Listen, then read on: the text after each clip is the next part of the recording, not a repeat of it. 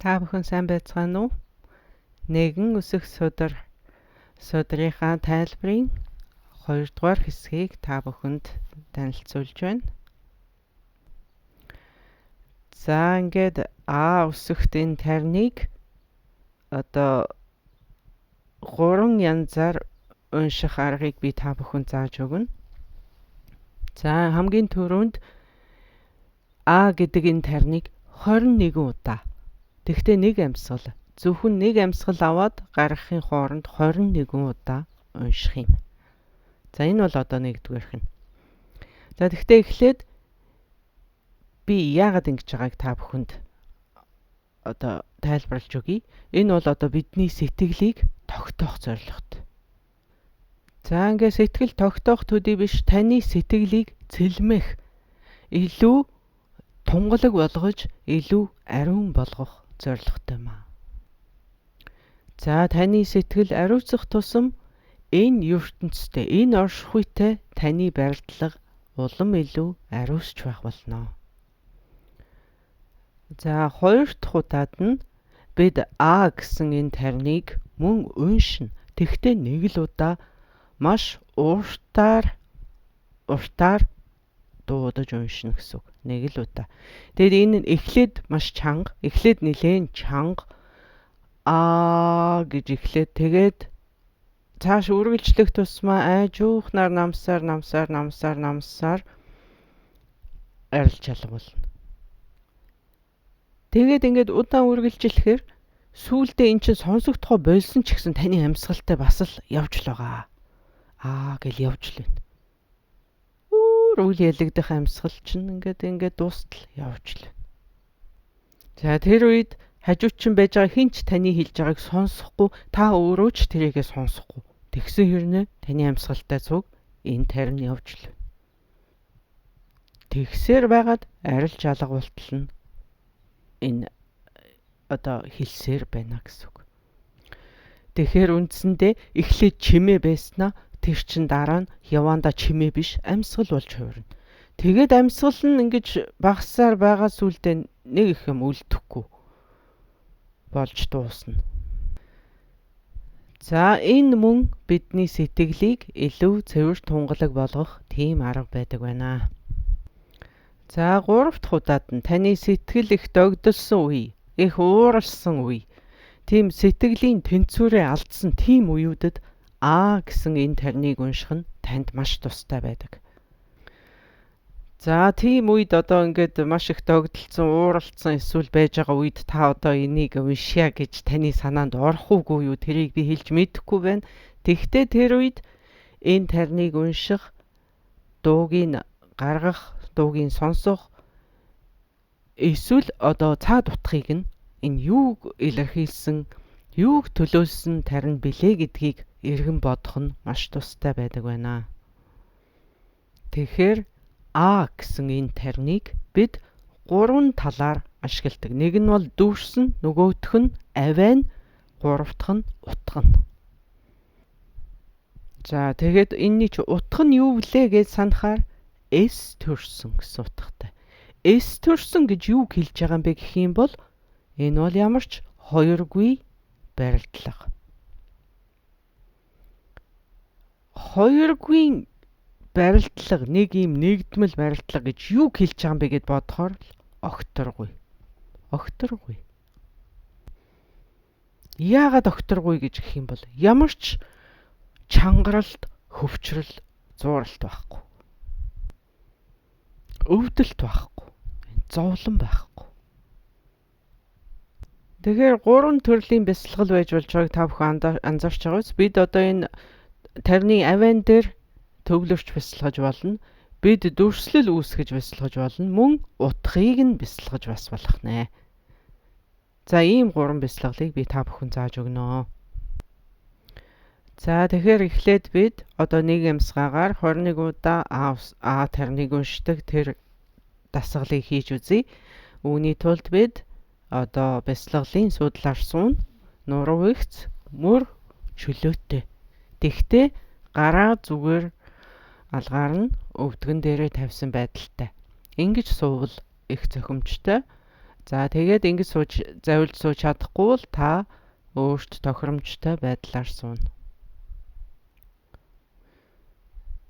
За эхлээд нэг удаа маш хүнзгий амьсгал аваад маш хүнзгий амьсгал гаргачих. За энэ мөн таны сэтгэлийг тунгалаг болоход тустай.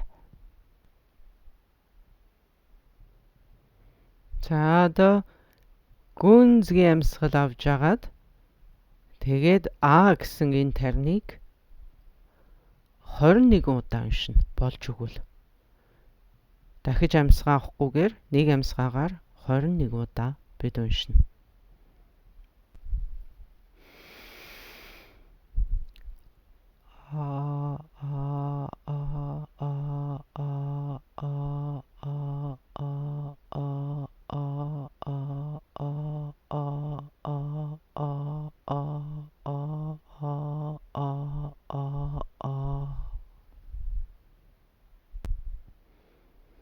За энэ 21 удаа уншиж болж байна. Тэгэхээр энэс арай удаахнаар уншсан ч болно. Би арай хурдан уншсан ч байж магадгүй. За ингээ 21 уншиж дууссныхаа дараа сэтгэл амгалан нэг хэсэгтээ бясалган сууна. За одоо бид дахиад нэг хийгээд үзье. Нэг гүнзгий амьсгаа авч агаад 21 удаа А усгийг хэлхийг оролдоно. Тэгээд дууссныхаа дараа хэсэг хугацаагаар бясалгана.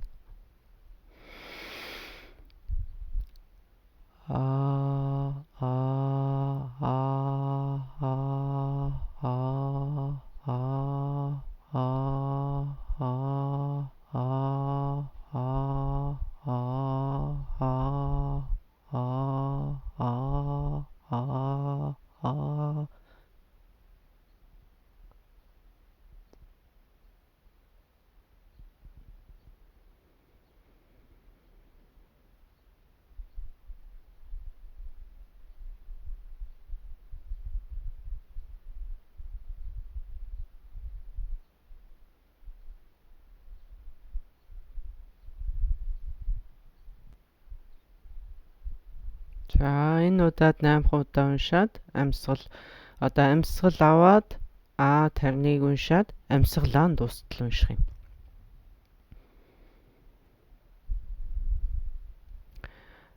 За одоо бид хоёр дахь бясалгалыг хийж үзье. Энэ нь нэг амьсгаагаар нэг л тарин уншина. А тарныг нэг л удаа уншина.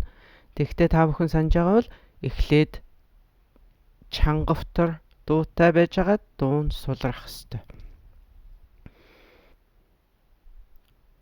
За ингээд дуун сонсогдохоо болоод болсон ч ихсэн амьсгаагаар тэр тарин стил гарсаар байх болно. Тэгээд амьсгал дуустал гарна гэдгийг санах хэрэгтэй.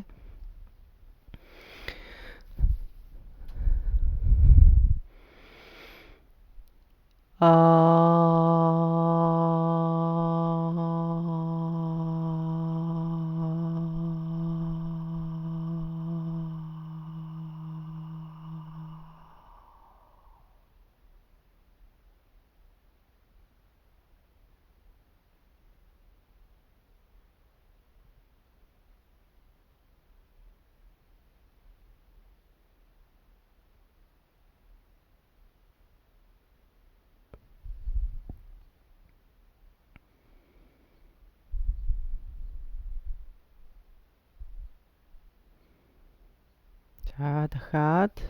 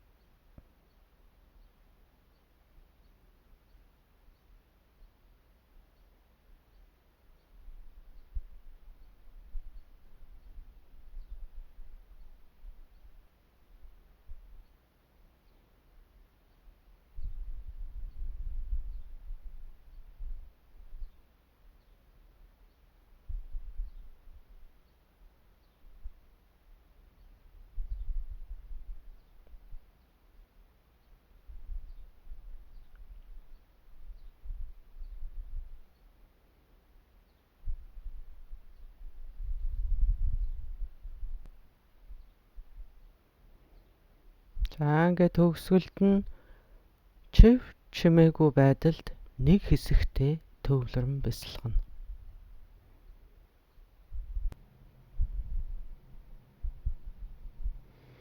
За одоо 3 дахь удаага хийгээд үзье. Энэ бясалгалыг одоо амсгаагаа дуустал хийгээд төвлөрч байхдаа утган дээр нь төвлөрөхийг хичээх хэрэгтэй. Энэ удаад яг л шавартай ус шаврын тунсаар байгаад төв тунгалаг болох мэт. А хэмээх энэ тарины тусламжтайгаар таны сэтгэл өгийн тунгалаг мөн чанартан орж байна хэмээн сэтгэнэ.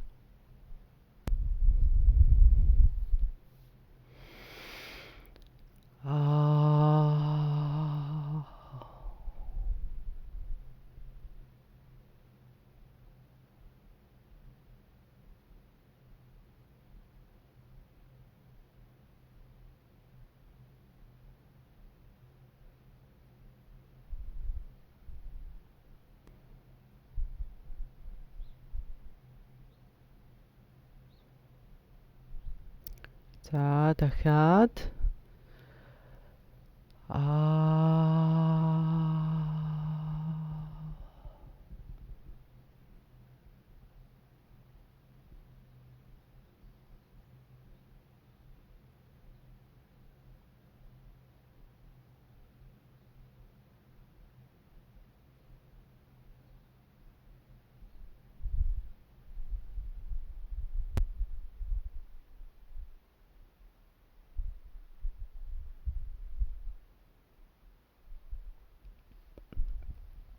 За ийм байдлаар А тарныг бясалгахад болно. За ингээ уламжлал ёсоор бол өглөө эрт босоод хүмүүс одоо нүүр одоо биеийнхаа шүд дам бүх юмаа цэвэрлээд ингээд орчин цагт бол энийг одоо ингээд тогтмол хүмүүс хийчдэг болсон болохоор тэрийг нэг их ярих шаардлагагүй. Тэгээ ингээд өөрийгөө сайхан цэвэрлээд тэгээд дараа нь сууж ягаад бясалгалын судлаар суугаад энэ тарныг ингэж бясалгавал маш үр дүнтэй гэж ярьдаг. За ингээд эхлээд нэгэн амьсгаагаар болж өгвөл 21 удаа энэ тарныг унших хэрэгтэй. Тэгтээ болохгүй бол чадлынхаа хэрээр хэд уншиж чадхаар байна төдий хэрээр уншихад болно. За ингээд бүр болохгүй бол 1, 2, 3 удаа ч уншсан мөн болноо.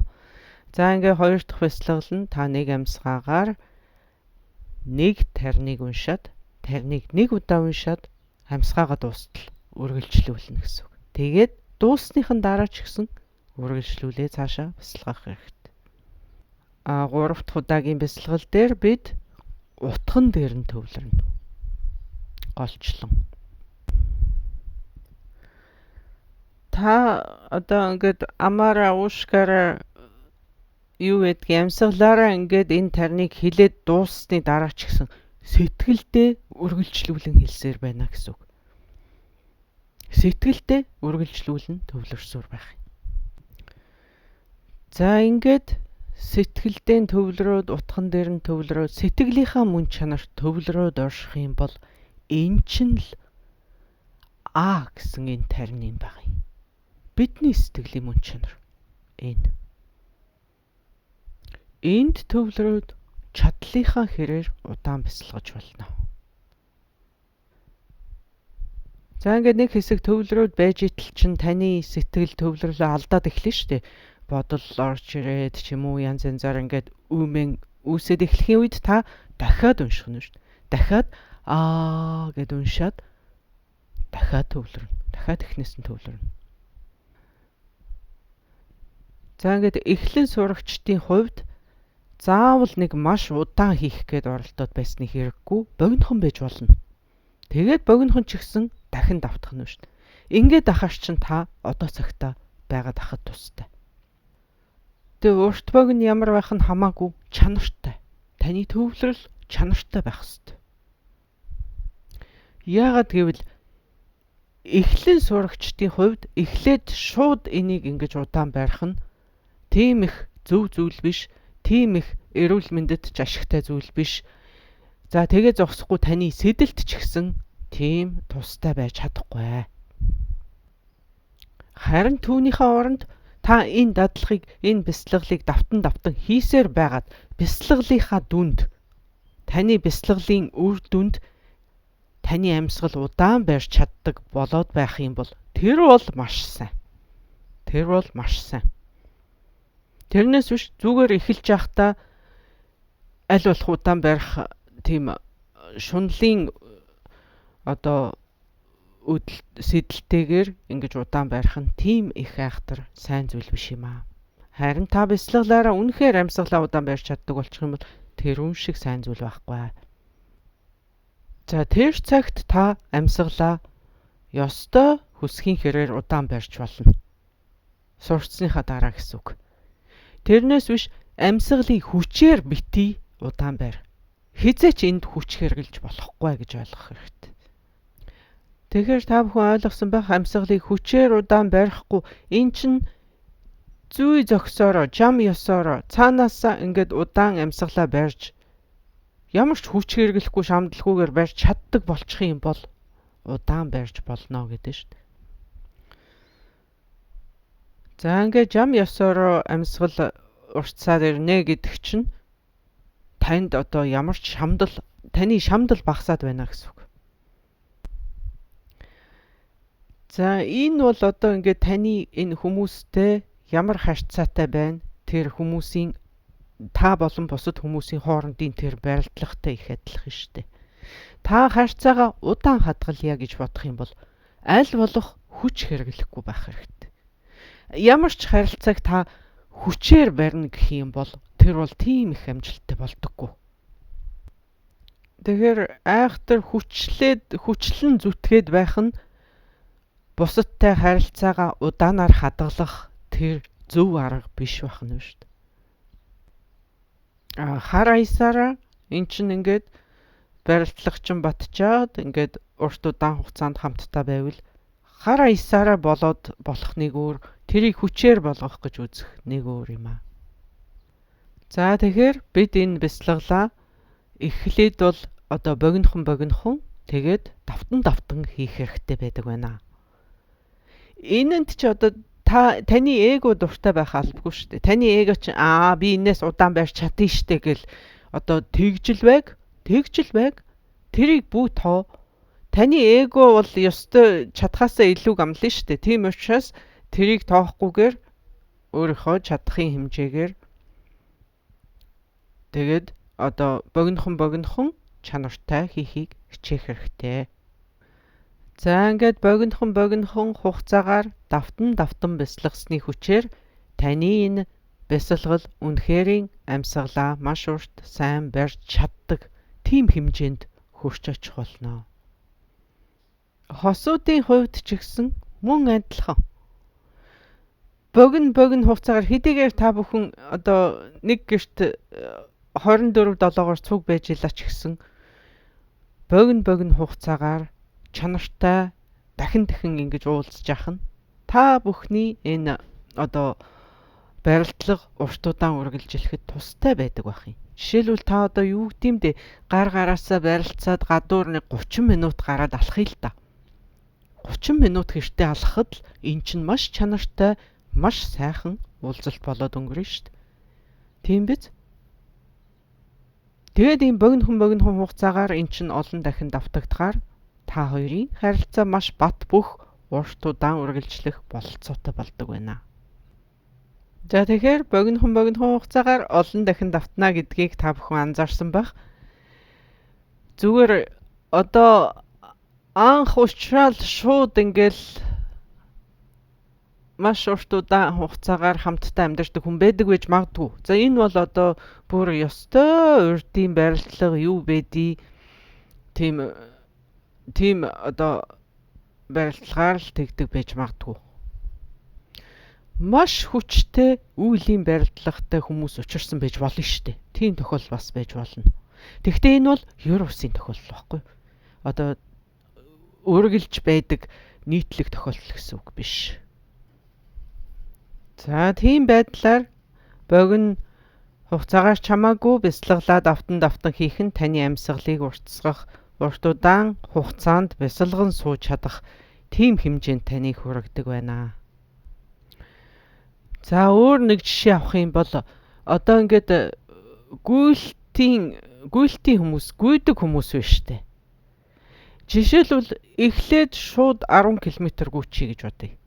10 км. 10 км гүйцсэн өстой. Ёстой нэг сайхан болчихсон. Вау, ёстой сайхан гүйлээдээ гэд бодоод байж. За маргааш нь дахиад гүй. Нөгөөдөр нь дахиад гүй. Энэ гүйлт чинь богиносол байна. Сүүлдээ та бодхоос бүр хаширдаг болно. Яаж тэгж гүнэ гэд. Тэгвэл эннийхээ оронд та эхлээд богино зайдгүйгээд тэгээд багаар ахиулсан бол шал яг эсрэг үр дүн гарна. Яг эсрэг. Та одоо гүүхээс айж хаширах биш, харин ч улам уран зоригтой, улам багаар одоо холын замд гүйдэг тийм чадвартай болно. За энэ жишээгээр одоо анхныхаа бясалгалыг хийхдээ нэг амьсгаагаар эхлээд тарина богинохон 21 удаа уншиж сурах хэрэгтэй. Тэгээд дараа нь болчих юм бол жоохон уртсгаад тэгээд одоо амьсгаа чинь тэрий дайтай уртсаад эхэлнэ. За энэ хоёр дахь бясалгал дээр гэх юм бол эхлээд чангаа гэд явж ирснээр дараа нь тэр чинь гэж зөөлөрч ирээ сүулдэ дуу чимээ аваа биш амьсгал болоод хуурчна. Тэгээд амьсгал болж ингэж хуурч явсаар гад 3 дахь бясалгал дээр эн чинь бүр сэтгэлдээ тэр тариныг уншиж байгаа болоо явчихна. За ингээд эхлээд энэ гэсэн тариныг чинь чимээ нь гарч дуусна, дараа нь таны амьсгал дуусна. Тэгсэн ч гэсэн сэтгэлдээ дахиад тэр тарин цаашаа үргэлжлээд явж байгаа юм шүү дээ. Тэгээ сэтгэлдээ гэд ингээд төвлөрөөд суухад тэгээ цаашаа явах вэ гэвэл сэтгэл ч гэсэн ингээд гэсэн тарин ингээд байжгаад сэтгэлээрээ ингэж энэ тарин уншигдж байгаа нь айжуухан уусаад бас арилчна. Энэ үед та сэтгэлийнхаа мөн чанартай хоёулахнаа болтно. Өөрөөр хэлбэл хоосон задгай огторгүй. Тэр л үлдэнэ. Дотоод сэтгэлийн огторгүй, чив чимээгүй нам гүм. Дуусшгүй амар амгалан. Энийг та мөн одоо цаг гэж нэрлсэн ч болно. Энэ чинь таны одоо цаг. Яг энэ юм. Нөгөө олддгүй гэдэг одоо цаг чинь одоо танд олдож байгаа нь. Эсвэл та энийг миний сэтгэлийн мөн чанар, миний бурханлаг чанар, унган язгуурын мөн чанар. Хэмээх энэ тарины мөн чанар нь энэ юм. Тэндэл саатан орш. Тэд одоо энийг хийснээр ямар ашигтай юм бэ гэх юм бол таны одоо язгуураасаа таны биш тэр бүхэн уусаад арилчиж байгаа. Таны өөрийн биш бүхэн уусаад арилчиж штэ. Тэгээд та өөрийнхөө унган мөн чанартай хоёулахнаа оцорч байгаа. Тэрэндээ та уусаад сүлэлтээд шингээд хоцорчж байгаа. Өөрөөр хэлбэл таны сэтгэлийн шавар булангар бүгд арилаад сэтгэлийн тунгалаг тэр мөн чанар нь тунраад гараад ирж байгаа. За ингэж бяцлахсны хүчинд таны энэ саланг үзэл, таны энэ хоёрдмал үзэл багасаад байх учиртай. Та өөрийнхөө мөн чанар руу улмал их ойртоод байх учиртай. Гэдэг энэ тарины нууц нь эндээ байгаамаа. Энэ тийм их айхтар хэцүү зүйл биш байгаа үстэй ойлгоход. Нэг өглөө босоод богино хугацаагаар ч гэсэн энийг хийгээд үзээрэй. За энийг ингээд заавал өдөр тутмын бясалгал болгож ингээд суух ч алавгүй. Ер нь бол танд өдрийн туршид сансан даруйдаал гэд энийг усаг энийг нэг хийгээд үзьгээд хийгээд үзэж болох юм. Эсвэл та зүгээр утгыг бодоод үзэж болох юм. Утгыг бодоод үзэлтэй. Ямар их ашиг тустай баг. Утга нь тэгэхээр юу гэлээ гэхээр л огторгүй. Огторгүй. Огторгүйг ерөөсө хизээч бүү март. Огторгүйг үргэлж санаж бай. Энэ ертөнц дээр юу ч болж илаа гэсэн, таны амьдралд юу ч тохиолж илаа гэсэн огторгүйг л хизээч бити март. Үргэлж санаж бай. Үргэлж санаж бай. Яг энэ дотоод сэтгэлийн огторгуйтайгаа л хамт байгаад ах нь шүү дээ. Юу ч болж илаа гэсэн. Энийг л алдахгүй таны сэтгэлийн нэг хэсэг энэ огторгуугаа алдаагүй ингээл барьж яхад танд ямар ч муу зүйл тохиолдохгүй. Сэтгэл догдолсон, сэтгэл хямарсан, тэнцвэрээ алдсан тийм үеүүдэд гэсэн энэ тарныг л унш. Танд тус болно. Үнэхээр тус болно. Дотоод огторгуйтайгаа хамт байхад та аюулгүй. Танд айх аюул байхгүй. Нэрэн шүү. Ямар ч хатуу бэрх бүх зүйл байлаа гэсэн очир алмаз шиг ийм хатуу чулуу байлаа ч гэсэн тэрийг буталж болдгийн, нунтгалж болдгийн. Аюулгүй биш байхгүй. Тэднүүсийг устгаж болно, бутаргаж болно. Сэтгэлийн огторгуйтайгаа хамт байхад та хизээч хаанч алзахгүй гэсэн үг. Энэ огторгуйг бид очрын мөн чанартай, очир алмаз гэж үздэг, гэж нэрлэдэг. Салшгүй, сарнишгүй, бутрашгүй, хэмхэршгүй ийм очир. Энэ огторгуйг та яаж сарниулах юм? Яаж энийг бутрахах юм? Сарнишгүй шүү дээ. Тийм болохоор таны аюулгүй газар бол энэ огторгуй юм аа. Энэ огторгуй. Энэ огторгуйн яг эсрэг зүйл нь юу вэ? Бодтой биетэй цул юм шүү дээ. Цул. Үнэхээр гарт баригдах ийм хатуу цул ийм зүйлийг биднээс атгаад авахаараа илүү аюулгүй болчлоо гэж боддог. Гэвч үнэн хэрэгтээ огторгуй шиг тийм аюулгүй газар гэж бидэнд байхгүй маа. Хоосон огторгуй сэлгүүцэж явахаар хатуу газар дээр зогсож явахыгаа бид илүү аюулгүй гэж боддог. Гэтэл үнэн чанартай огторгуй шиг аюулгүй зүйл байдаггүй маа. Яагад гэвэл бидэнд зууралт байхгүй. Зуурах зүйл байхгүй огторгуйд. Хатуу цул ийм зүйл байна л гэдэг чинь бид бариад зуураад авах тийм аюул байгаад байгаа. Ямар ч хатуу зүйл хад чулуу хүртэл илэгдээд алга болдог шүү дээ. Та биднээс бүгдээрээ ямар ч аюул осолгүй амгалантай байхыг хүсдэггүй гэж юу? Тэгсэн мөртлөө шунан зуурах юу ч байхгүй юм хоосон огторгуугаас бид айгаад идэг. Тарнын энэ бясалгалаар бид хоосон огторгуугаас айхаа болно. Бид огторгуй бидний унган мөн чанар юм байна гэдгийг үүгээр таних болно. Хоол идсэн ч гэсэн гидсэн дотроо тодорхой хэмжээний орон зайг үлдээж авах хэрэгтэй. Энэ ингээд тийм их айхтар хэцүү зүйл биш юм шүү дээ. Ганцхан гэсэн үсгийг л санчих гэж та бүхнээс хүсэж байгаа юм. Тэгэл болов. Гэсэн үсгийг л санаж.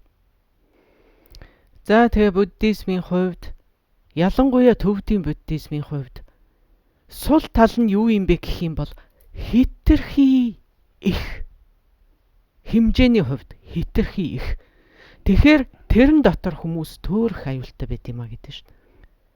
Хэтэрхий их юм дотор орцсон хүн тэндээс юу авахаа мэдэхгүй шүү дээ. Тэгвэл энэ А гэсэн термийг санаж. Бурхны сургаал, ном, судар бүгдээрээ маш гайхамшигтай. Тэгээд та тэндээс яг алийг нь яаж хэрэглэхээ мэдэхгүй биш шүү дээ. Тэгвэл тэрийг чинь хэлбэрчлээд энэ А гэсэн термийг санчхаа гэж байгаа байхгүй. Яг л нөгөө буфетэнд орсон юм шиг шүү дээ. Төрөл бүрийн хоол ингээд янзаараа зэрэгцээд байж хахад та альнаас нэгдэхээ мэдхээ болдог шүү дээ. Самгартдаг үстэй. Энээс нь шидмээр, тэрнээс нь шидмээр альнаас нь идэх вэ? Таны гиз хэмжээтэй байдаг. Ходоодны баримжаа нэг атгийнхын төдий байдаг.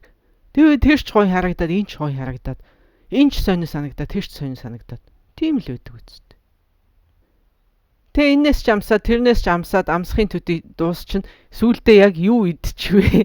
Юу идснээ ч мэдхээ болно үстэй. Тэгсний дараа бол нэг хэсэгтээ хоол харахаас дургуйч хөрнө шүү дээ. Энэ бүх сургаал ном бүгдээрээ л маш сайхан. Энэ ч сайхан, тэр нь ч сайхан. Энэ сайхан.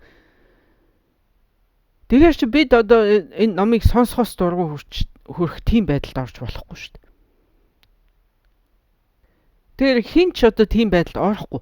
Тэгтээ ялангуяа энэ одоо яг бясалгал бүтээл хийж байгаа хүмүүсийн хувьд үнэхэрийн одоо барьц салтмаар, үнэхэрийн төөрөлтмөр. Тэгээд та бүхний ихэнх нь төөрөгдсөн л явж байгаа. Алийг авах юм бэ? Алийг хийх юм бэ? Алийг дадуулах юм бэ? Тэгээд мэдлэг хэлбэрээр бол буддизмыг одоо мэддэг хүн зөндөө байна. Зөвхөн мэдлэгийн хүрээнд. Энэ чинь иймэрхүү зүйл байдаг шүү. Мэддэг хүн зөндөө байна. Тэрийг би яриаггүй. Мэдлэгийн тухайтад энд янз янзын шин зүйлийг мэдээд ингээд яваад ах одоо сонирхолтой. Тэгвэл яг амьдрал дээр дадлага бясалгалаа болгоод явна гэхээр төөрөлтчдөг. Тэгэхээр тэдгээр хүмүүсийн хувьд энэ игүүтгэлийн сударч байдаг юм уу, зүрхэн сударч байдаг юм уу? Эдгээрийг ингээд судлаад, баримтлаад, ингээд дадуулаад явж явах нь маш ашигтай. За тэгээд бүр завгүй хүмүүсийн хувьд нэгэн үсэг судар А гэсэн энэ термийг уншаад явж байхад боломжтой юм а. Хичнээн завгүй байлаа гэд А гэдэг энэ термийг уншихад танд нэг секундны талал орно штэ. Нэг тал секунд, хагас секунд. За ингээд өөртөө хэдэн минут гаргаад хэдэн минут ганцхан амьсгал аваад уртаараа гэд эсвэл нэг амьсгалын хооронд 21 удаа гэд ингэж хийхэд энүүн шиг одоо ийм ашигтай мөртлөө цаг бага шаардсан ийм бясалгал гэж байхгүй.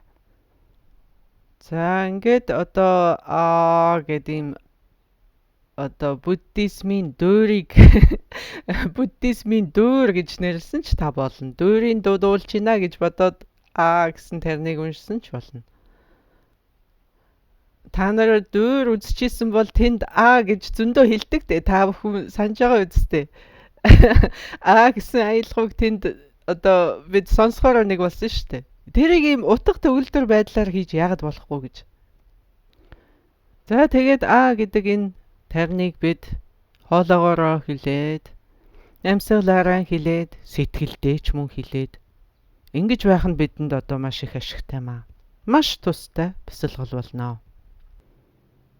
Тэгээд эцэст нь чив чимээгүй нам гүн байдалд төвлөрөн бясалгана. Сэтгэлийнхаа мөн чанарт уусан бясалгана. За яг одоогоор бид сэтгэлийнхаа мөн чанарыг нээчгээгүй байна. Тэгтээ энэ бясалгалыг хийсээр байгаад бид сэтгэлийнхаа мөн чанарт үнэхэрийн хүрч болох юм аа. Одоо бол бид зүгээр дүр үзүүлж байгаа энэ сэтгэлийн мөн чанартаа ингээд орчлоо, ингээд уусчлаа, энэ байна ингэж төсөөлж бид дүрсэлж ингэж л бясалгаж байгаа. Тэгээд бидэнд яг тэнд хүрээд яг тэрийг мэдрэх тийм өдөр бидэнд ирнэ штэ. Дараа нь энэ одоо цагтаа төвлөрч байгаа таны энэ төвлөрөл уртсаад ирэх юм аа.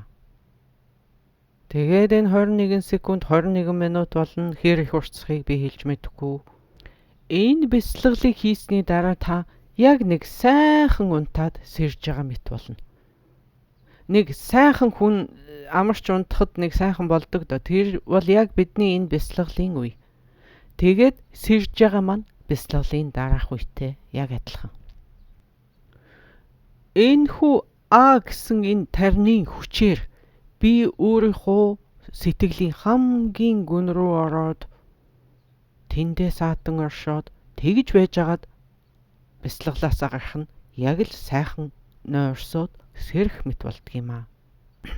Та одоо ингээд маш сайхан тааламжтай гүнзгий нам унтаад сэрэхэд таны бие амарчсан эрч хүч энерги дүүрэн сэтгэл санаа цэлмэг тийм болсон босож ирдэг ш. Эн чин таны нойр таны сэрүүн үед тусалж байгааз өдрийн чинь амьдралд тустай байгаа юм. Тэрнтэй адилхан бидний энэ хийж байгаа бяцлаглын дараах үед яг энэ үнтэй адилхан тустай. Тэгэхээр миний хэлэх гээд байгаа юм бол унтаж байх үед танд тааламжтай байгаа зогсохгүй сэрсний чинь дараа тэрний ач тус нь мөн үргэлжилсээр байдаг. Бяцлагж байгаа нь танд тааламжтайгаар барахгүй та амар амгалантай сайхан сэтгэлтэй байгаа зогсохгүй бяцлагаад дуусны дараа ч гэсэн таны өдөр мөн тийм маягаар маш тааламжтай өнгөрөх бололцоотой юм аа.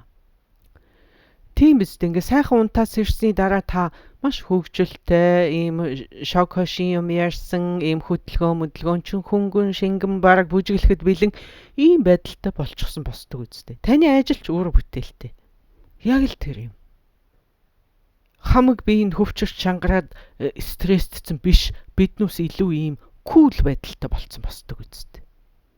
Тарныг бяцалгаад эхэлсэн тарныг бяцлах энэ бяцлаглаар эхэлсэн таны өдөр амьдралын ямар ч үйл явдал донсолгоо бартаа бэрхшээл тохиолдсон тэрийг та амжилттайгаар давж гарахад чинь танд тустай гэдэг шүү дээ.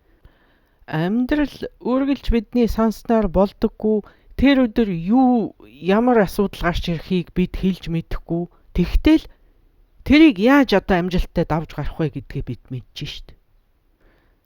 Та хичнээн сайн байгаад та хичнээн сайн хүн байлаа ч гэсэн амьдрал таны хүснээр үргэлж болдоггүй үстэй. Би хичнээн зөв явдалтай хичнээн сайн явлаа ч гэсэн бүх юм бүр тэс буруугаар ирэх өдөр ч гэсэн байдаг үстэй. Тийм тохиолдолд энэ тарныг бяцлагдаг хүнд тэр бүх нөлөө таны сэтгэлийн гүнд хүртэл тэгж нөлөөлж чадахгүй. Таны сэтгэлийн гүний тэр амгаланг буснуулж чадахгүй гэсэн үг. Энийг чинь л бид та аюулгүй газартаа хүрлээ. Та энэ сэтгэлийн огторгуй, сэтгэлийн дотоод огторгуйгаа та алдаагүй байсан цагт та аюулгүй гэж хэлээд байгаа. За ингээд энийг та ёстой яг зохих ёсоор нь хийя гэвэл өглөө сайхан эртхэн босоод тэгээд сайхан угаал үлдээд бие хаагаа цэвэрлээд аммамаа зайлаад за ингэснийхаа дараа энэ тарныг бяцалгаж энэ 3 төрлийн бяцлал зааж өгсөн энэгээр бяцлах юм бол энэ маш үр дүнтэй. За тэгээд таны өдөр тутмын амьдралд маш ашигтай. За ингээд өглөөний угаал үлдээ зогсохгүй та сайхан цэвэрхэн хувц өмсөөд за ингээд бяцлаглын маш ийм тохиромжтой сайхан суудлаар суугаад за ингээд зохих ёсоор нь бяцалгаад үзээрэй. Таны амьдрал өөрчлөгдөн шүү.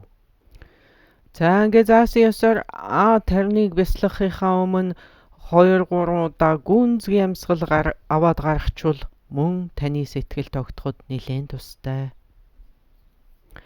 За ингэж байгаад 3 төрлийн бяцлаглаа нэг нэгээр нь хийж үзэх хэрэгтэй.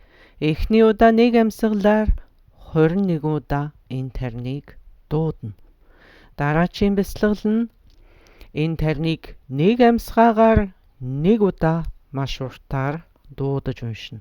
3 дахь удаагийн бясалгалаар бид утган дээр нь илүүтэй төвлөрөх ёстой. За ингээд энэ тариныг хэлж дуусгаад дуусныхан дараа ч гэсэн сэтгэлдээ энэ тариныг уншсаар байна гэсэн үг. Тэгээд утган дээр нь төвлөрөөд жоохон бодолчин сарнаад ирэхийн үед дахиад уншина. Дахиад уншаад дахиад төвлөрнө. Энэ маягаар богинохон хугацаагаар олон удаа ингэж дадуулах хэрэгтэй. За ингээд өөрийн дотоод огторгуйдаа саатан бясалгана.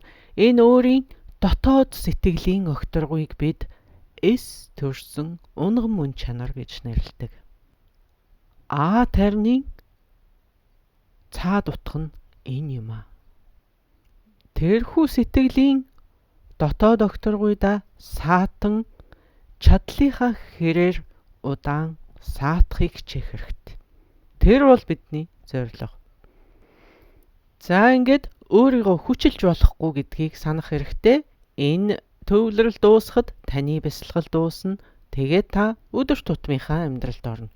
Тэгээ амьдрал тохиолж байгаа альва асуудал бэрхшээлтэй та илүү ухаалгаар, илүү тайвнаар одоо тулахад тийм бэлэн болсон байна. Бид одоо ингээд өдөр альва нэгэн юм болоход биднээс одоо бурхныг дуудаж ингэж дуу алддаг штэ. Oh my god ч гэдэг юм уу? Бурхан минь ээ ч гэдэг юм уу? Багш минь ээ ч гэдэг юм уу? Бид ингэж дуу алддаг штэ. Энэ ч л одоо өөртөө сануулж байгаа хэрэг юм. Тэрнтэй адилхан бид энэ тариныг түүн шигээ санджих хэрэгтэй. Та яг өөртөө хэрэгтэй болсон тэр үед л тэр бурхныг эргэн дуудаж санахыг хичээгээд байгаа үстэй. Тэгэхээр буддизмд хэдийгээр биднээс тийм бүтээгчизм байгаа гэдэгт итгэдэггүй. Тийм хэдий боловч хүмүүс яагаад бурхныг дууддгийг бэ гэхээр тэгснээр аюулгүй гэж бодоод байгаа байхгүй юу?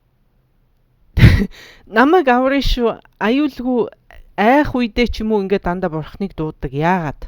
Тэр чинь аюулгүй байх гэж л тэгж байгаа шүү дээ. Тэгэхээр чин та аюулгүй байя гэж бодох юм бол тариныг уншаа. Бидний энэ дотоод сэтгэлийн огторгуй яг л одоо тэр бүтээгч эзэн шиг шүү дээ. Бидний аюулгүй бидний аврал тэр байхгүй юу? Тэгэхээр би дотоод огторгуйгаа битгий алдаарай. Үргэлж санаж байгаарай гэж хэлж байгаа чинь дотоод амгалангаа битгий алдаарай л гэсэн үг. Энэ амгалан, энх амгалан аюулгүй байдлаа бүү алдаарай. Бүү тавиад явуулчаарай гэж.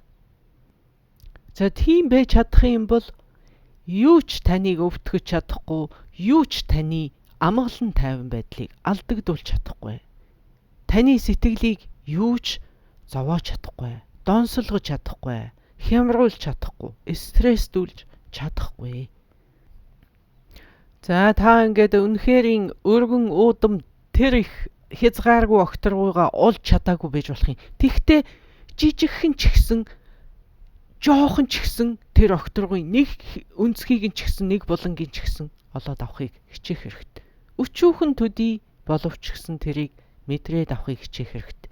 Таны эго маш том. Магадгүй үгүй ээ надад жижигхэн огторгуй хэрэггүй. Надад тэр огторгуйг тэр чигээр нь мэдрэх хэрэгтэй гэж хэлж ич магадгүй. Тэгтэл бүү чамлаа. Баг ч ихсэн огторгуй орон зай танд байвал тэр чин таныг аз жаргалтай болгож идэг юм аа. Энэ насандаа юунд ч хүрч чадахгүй санаа битгий зовоо эрх төрөл гэж байгаа гэж би хэлдэг. Тэрний дараачин гэд бидэнд маш олон төрөл байгаа.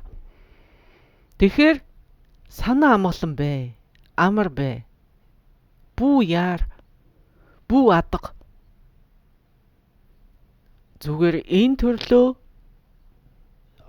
ашиглаж чаддгүй маа гэхэд ирээдүйн төрөл бидэнд бас байгаа шүү л гэж бодох хэрэгтэй. Яг энэ төрөлдөө л би бүхнийг амжуулна, бүхнийг би хийх ёстой гэж бүү адгаа. Cool бай гэдэг чинь амар амгалантай бай, амар амгалангаа бүү алдаа. Өнөөдөр л би бүгдийг амжуулна гэсэн тэр эгогоо жоохон ч гэсэн бити сонс тэр эгогоо. Маргаашийг бити март. Маргааш гэж танд байгаа шүү. Эсвэл хизээч биш. Энтэр гэсэн тийм хурц шийдвэрийг бити гаргаа. Одоо цагтаа байх шаардлагатай. Одоо цаг гэдэг бол чухал. Тэгсэн ч ихсэн маргааш тэрнтэйгээ бити ингэж туйшар гэсэн үг. Бүү тэгтлээ туйшар. Маргааш гэж бас байгаа шүү. За ингээд ийм хурц эсвэл yes, тийм эсвэл үгүй гэсэн ийм хурц шийдвэрийг барууныхан илүү гаргадаг. Аазууд бол тийм ч биш, үгүй ч биш, магадгүй юм гэсэн байдалтай илүү байдаг.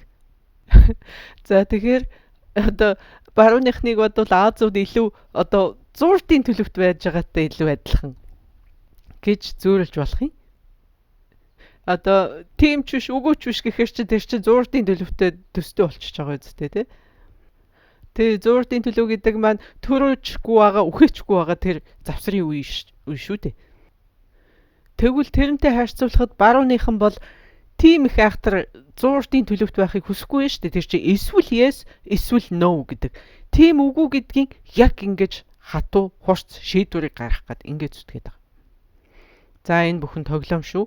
Би тоглоом маягаар ярьж байгаа шүү. Тэгвэл энд юу гэдэг вүлээ? Үнний хувь байгаа. За тэгэхээр таны амьдрал дэгэн догон саад бэрхшээл юу гардгийг байгаа? Тэр цагт яах нь вэ? Дотоод огторгүй. Дотоод огторгүйгаа л сана. Тэрийг хизээч алдаж болохгүй. Таны дотоод ертөнц, гадаад ертөнцид ямар ч юм болж байлаа гэсэн хэрвээ танд тийм ямар нэгэн юм болоод ирэх юм бол та яах нь? Хаана хорогдох нь? Таны хорогдох газар бол таны дотоод огторгүй. Дотоод огторгүйдаа л аврал одуулаад ивэлд нь багтчих нь шүү дээ. Энийг хизээч мартаж болохгүй. Энэ бол юу вэ? А гэсэн тарина. Өдөр тутмынхаа амьдралд хэрэглэх юм аргыг зааж өгөөд нь шүү дээ. Ерөөсөө дотоод огторгүйг санахын төдийд л тустай. Зүгээр л яг тийм үчид дотоод огторгүйг л санах хэрэгтэй. Энийг ингээл санахын төдийд танд тэр гаднаас дотроос үзүүлээд байгаа тэр бүх стресс сулраал ингээд явчихна. Энд бол би итгэлтэй байна. Таныг хүлээд байгаа ингээд давчтуулаад байгаа тэр хүлээсний чинь уяа налдуураад ингээд сулраад ирнэ. Би тийм айхтар өндөр хэмжээний бясалгагч бүтээлч биш өөрөө. Тэгтээ энэнд бол би үнэхээр итгэлтэй байна. Итгэлтэй байгаа учраас би та бүхэнд хэлж байгаа байхгүй. Өөрийнхөө итгэдэггүй юмыг би та нарт заахгүй шүү дээ. Огторгүй гэд та бүхэн бодоод үзээрэй. Огторгүй гэдэг чинь маш хурдан шүү дээ. Маш хурдан. Тэнд ямар ч ийм торох зүйл байхгүй учраас маш хурдан. Надад амьсгалаа барих хэрэг байхгүй. Надад элдв суны алт мөний алт дасгал хийх хэрэг байхгүй. Зүгээр л огторгүй. Зүгээр л огторгүйг санаал тэн дээр төвлөрөхөд хамаг сэтгэл тайвшраал амраал энх хамглан тэндээс цогцлоод ирнэ. Тэр огторгүйг санаад огторгүйтэй холбоо тогтоогоод холбогдоод өөрийнхөө дотоод огторгүйтэй холбогдчих. Тэгэл бол. Яагаад гэвэл тэр дотоод огторгүй гэдэг чинь байгалийн хүч. Таны унган язгуурын байгалийн хүч. Байгаль ихээс гарч байгаа тэр аялгау гэсэн тарин юм. Бидний сэтгэлийн унган байгаль ихийн бүүвэн дүү. Ээжийн бүүвэн дүү гэж байдаг шүү дээ. Тэр л баггүй бидний байгаль ихийн бүүвэн дүү энэ байх нь шүү дээ. гэсэн энэ тарина. Би яагаад эцгийн бүүвэн дуу гэж хэлээгүй юм? Бүүмэд тэгтэл эхийн бүүвэн дуу. Аазуудын хувьд ээжийнхээ хоолойг сонсохоо сайхан юм байхгүй гэж үздэг Аазууд. Яагаад гэвэл Аазад эмэгтэйчүүд нь одоо хүүхдээ асардаг учраас ч тэр байж магадгүй. Ээжийн бүүвэн дууг сонссон хүүхэд шууд тайвшраад унтдаг тийм биз? Аазынхны хувьд тэрэн дотроо энэтхэгчүүдийн хувьд аав ээж гэдэг бол ерөөсөө л бурхан. Бид бурхан гэж үздэг. Аав бурхан, ээж бурхан гэж ярьдаг үстэй. Монголчууд ч гэсэн. Хятадд ч гэсэн тэр Confucian гэд нэг урсгал байдаг шүү дээ. Тэр мэр ч гэсэн ер нь бол маш юм гэр бүлийг маш өндөрт тавьсан тийм одоо шашны урсгал байдаг.